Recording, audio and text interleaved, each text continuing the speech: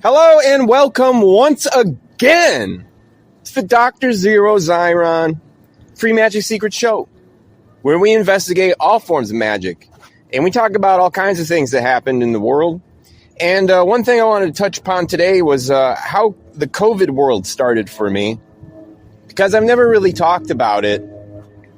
I avoided the subject because, filters and stuff.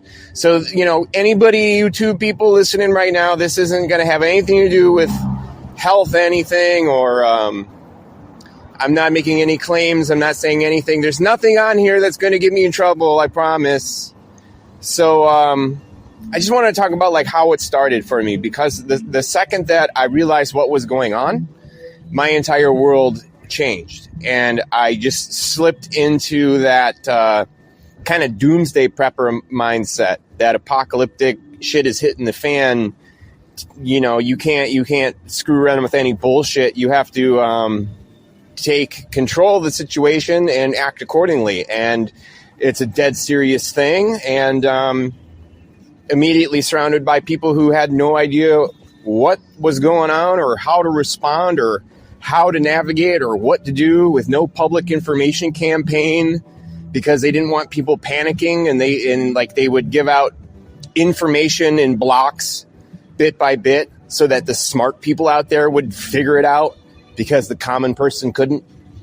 And this is what I'm talking about. When you're one of the smart ones who knew and had the foresight to see deep into the future of what this would actually look like instantly, and yet you're surrounded by a vast mass of people who are absolutely clueless and could not see past that day or next couple days or a week or so.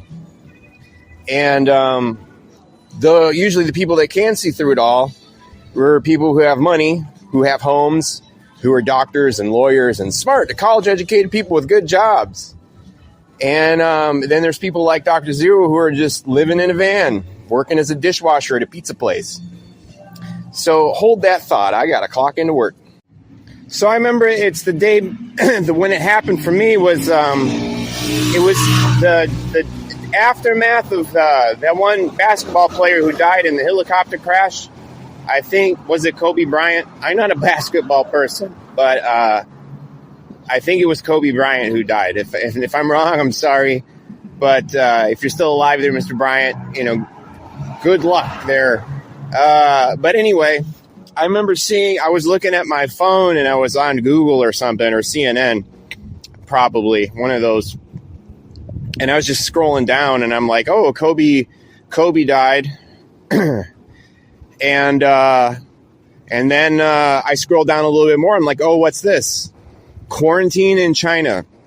And I knew right off the bat, if it was already being openly quarantined and they couldn't control it anymore, it already broke through. And then I was like, what just happened? It was like the Chinese Lunar New Year or something. And people who were in that area in mass demonstrations are all flying out. And then I'm like, oh, what is it? Oh, it's like mega SARS. It's some sort of new mega SARS. That's mysterious mega SARS coming out of nowhere. And I knew how infectious SARS really was, and knew just how quickly it spreads. And this stuff, later on, it would be confirmed, of course, is that it was way more infectious than even regular SARS. And SARS is almost as infectious as measles, and measles is the most infectious thing, I believe. And COVID is more infectious than measles, or so I understand it.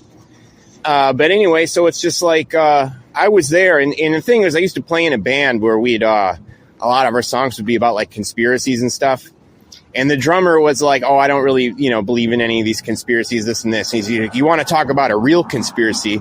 How about if some shit like SARS got out? Let's write a song about that. That's some real shit that could happen, That's that would be the end of the world right there. You know what I mean? And that was his prophecy, and it came fulfilled. And me as conspiracy guy, talking all my little conspiracies, that was the number one that I never even thought of myself that could ever break out. And we never wrote a song about it because the band broke up. But I just remembered that guy's voice. So I just took one look at my phone. And what I was doing prior to that was happily just living and hanging out with this one girl. It was just us, like this witchy girl, and we'd play with tarot cards and collect crystals and read magic books and hang out in nature. And it was just me and her and a little black cat, and just being left alone in our own little world, just waiting for the Trump years to end and get through it, because there's no way he was going to get reelected. Or so it seemed. And I just took one look at that phone, and then I just saw the future. I'm like, it's already broke out. It's already everywhere. It's probably already in our environment in the city we're living in. We immediately have to start like isolating and like wearing masks and wearing gloves, and like we need to do this. And secondly, we need to like stock up on all the food we can, because if this is breaking out everywhere, it isn't safe for, farm workers to be standing side by side, or meat processing workers to be standing side by side. And there's going to be food shortages. People can't work. We won't be able to work anymore. And all this insane stuff about like how people were like dropping dead in like convulsive seizures. And we were getting stuff on it was like soon after I checked TikTok, because I was still freshly on TikTok at that time. I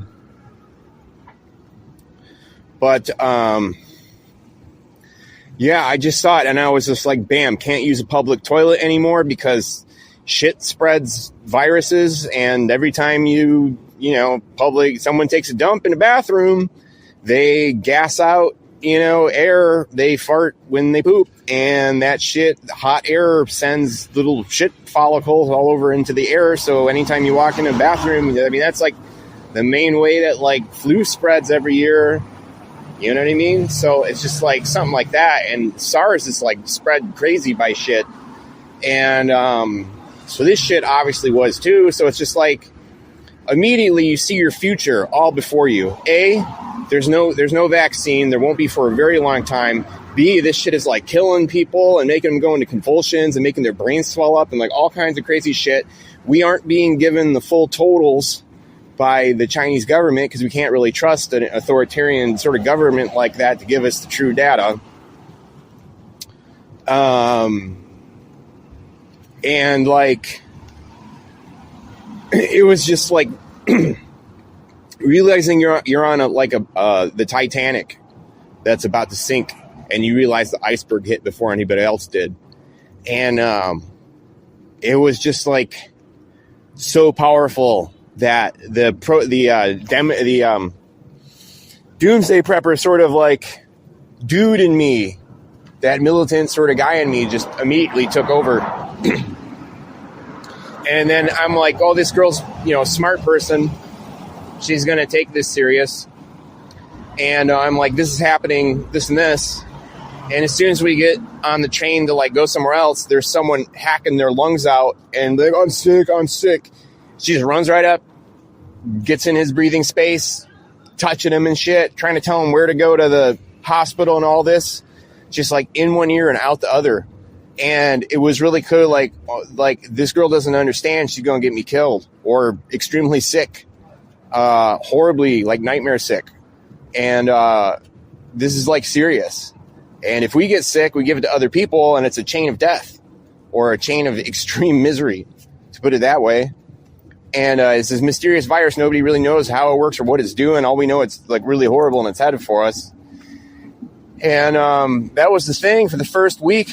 It was me trying to like jump up and down like a man screaming on fire, trying to explain to this girl that what's really happening.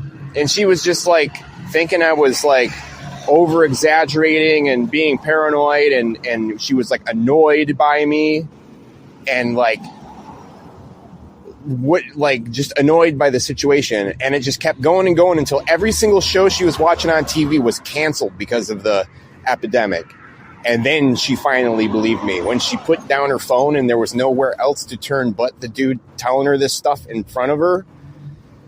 But even then, like, we got along, but She couldn't stay away from people. She wouldn't wear gloves when handling money, wouldn't wear a mask, wouldn't do all this stuff. And I'm just like, you're going to get me killed. So I have to isolate on my own. And very sadly, I had to break off from her. And then I went to go live in the band rehearsal space that I was renting. Even though like my band had broken up, I was still renting it to like keep all my shit there and like paint there sometimes, just because it was cheap and I was living in a van and I might as well just do it anyway. So I had a space. So I broke off and for the next 8 months I lived there isolated. I couldn't sleep there because you weren't allowed to. You'd get kicked out immediately and they were on my ass. But so I couldn't sleep there and I couldn't bring food in there or eat. And those were the rules. As long as you're there to play music or do something creative, that's it. And you have to be awake and you have to be doing shit. So I would go there at like 7 in the morning, 8 in the morning, every single day, stay there until 10 p.m. at night, and then leave and then go sleep down the street. I was lucky enough to find a tiny little patch of land that had an old like pallet sitting down on it that homeless people had been using forever and ever and ever. And it must have been some spot where like, you know, it's like one of those hidden little junkie corners where people like go down a little hill and shoot up and then whatever. So I just hijacked it. And it was working for me because the area I was in, all the businesses closed down. And like there was nowhere to like charge your phone and hang out. There was no like coffee shop. There was no fast food place. And it was far enough away from downtown or any of the general places where like street junkies or meth heads or whatever, like street people would hang out. It was like off the beaten path. And like I was saved and like kind of like in my own little world, cut off from like that whole situation. So it's like I was like the only real dude on the street there. I mean, there were other people around, but I wasn't like dealing with them or talking to them. I was just like completely isolated and living in this band rehearsal space. And that went on for 8 months. And the only reason I got through with it, like I only had a couple grand saved up when COVID hit, and I was saving up to rent an apartment, and I was like one paycheck maybe away from getting something. And then everything went to hell. And I had that much money left. And then luckily I got back a bunch from taxes. And then we got the Trump kickbacks. And then I was running out of money. And I couldn't pay for the band rehearsal space anymore. And I had to go to the street. And it was Thanksgiving 2020. And I went straight up from that to like living in a tent. And then this existence living in a tent went on for a long time. And mainly because I didn't care anymore and I was fine with it. And the world was wrecked and you couldn't work. You couldn't do anything. And once I finally got it to the point where the vax was in my arm, that's when I said, all right, I made it out of the nightmare. It's not like Escape from New York anymore because I was thinking like Snake Plissken the whole time. Like he's just dumped into New York and he has to make it through like 24 hours. Well, try, hundreds and hundreds. Like it was like something, I did the math. It was like something like 874 days or some shit. Or like 700 something days before I got the vax in my arm from the start of like when COVID emerged. So, something like that.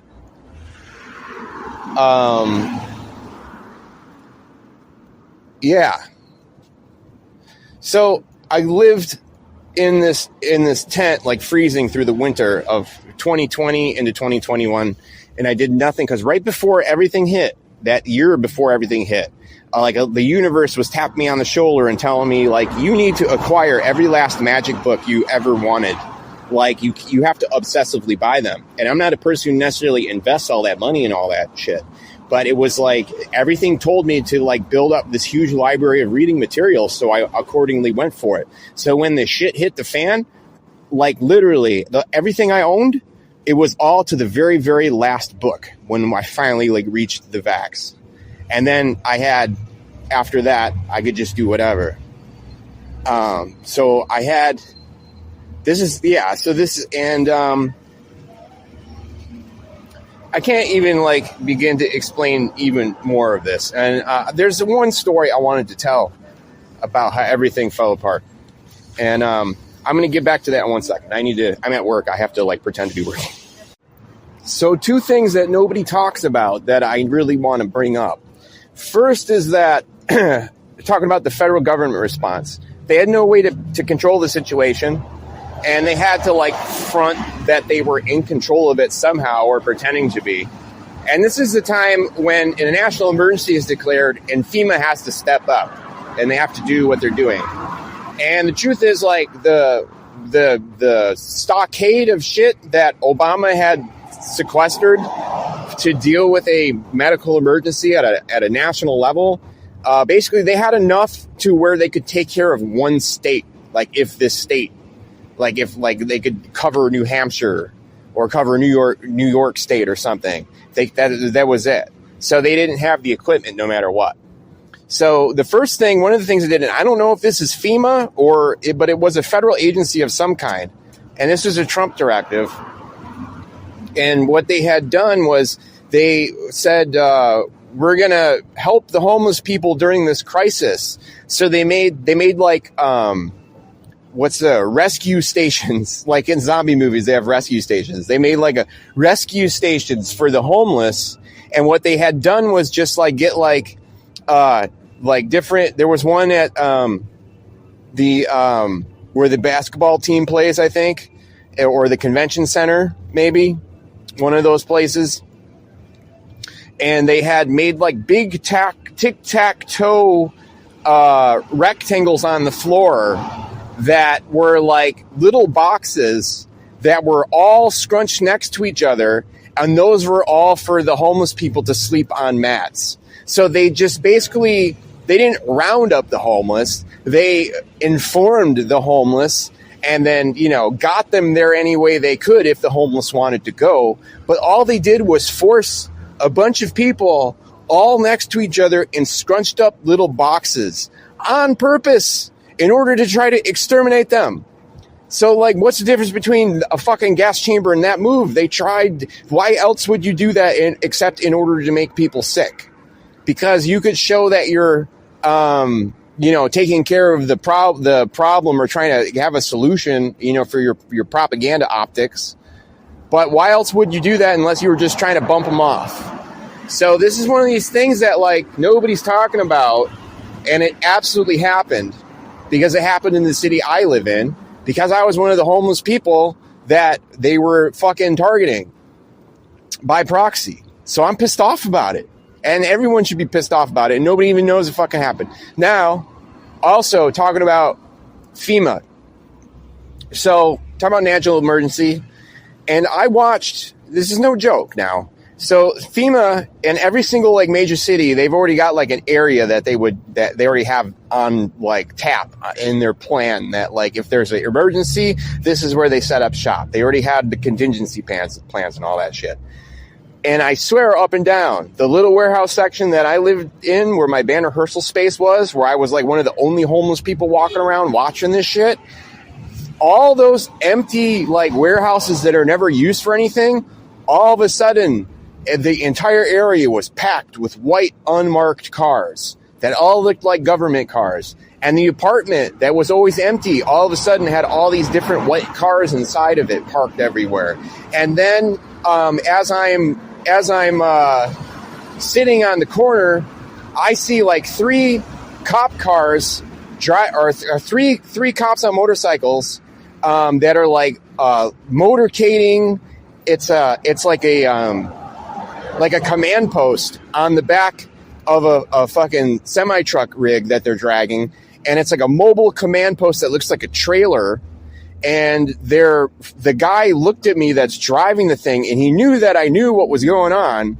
And they fucking drove it into that area, and they must have just opened one of the garages and wheeled it inside there. And so all of a sudden, it's like, boom, this whole area comes alive. It's just from like April to July. And then on July 1st, boom, all the places were shut down. All the white cars were gone. Everything got fenced up. Like, it was just gone. And the thing is, when I looked online, there were a lot of different people who had filmed the same thing that I saw and were posting videos about how FEMA was setting up in their area and everything. So it's like I watched firsthand all this commotion around me, and I watched FEMA be there, and I watched them melt away and give up. And I knew that it was a hopeless situation, because it was clear by that point in time in the summer that no vaccine was going to be able to come, because it was too dangerous to like have a regular vaccine. That's why they had to go for the what's the name of it? mRNA, the mRNA vax, because it had to be like the genetic vax. They didn't have that. It was a miracle of science that they figured out how to do what they have done. And, you know, I can't really talk about this subject because, again, YouTube censors don't like you talking about this shit. But I saw it happen. I swear. So, anyway, this head spinning mess, all these like memories come back to me about the whole thing and just how long it went. But I do remember, like, I finally got the vaccine. I recommend that everybody do so if you haven't. I don't know why you wouldn't by now. And as I tried to explain to people, you know, you tell someone they might die and they just shrug. If you told someone that a virus would make their you know, penis rot off, they would run to the vaccine in half a second, which makes people makes me not think like they don't understand what death is, because they don't understand like you completely rot off. You don't exist anymore.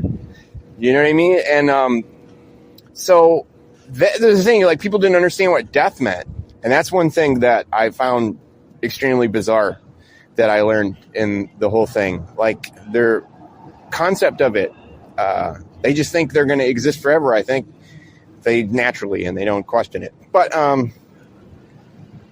so yeah, I just wanted to like memory jog with you today, jogging. And, you know, I'm just curious, like, what your experience during COVID was and how it worked for you, because I had to swim through a sea of shit, and I had to dig latrines and poop in them because you couldn't use public toilets, and there weren't any public toilets really to use anyway. So, unfortunately, I became a homeless guy, pooping in the ground. But isn't that witchy? You're all like nature and shit. Literally, nature and shit. That's the thing that sucks about COVID, and that whole experience. But I am so hardened from it all. It transmuted me to levels you can't even understand. So anyway, that's pretty much like all I had to say today. Do enjoy your evening. As always, here's a hot rockin' outro just for you. All right, later, kids.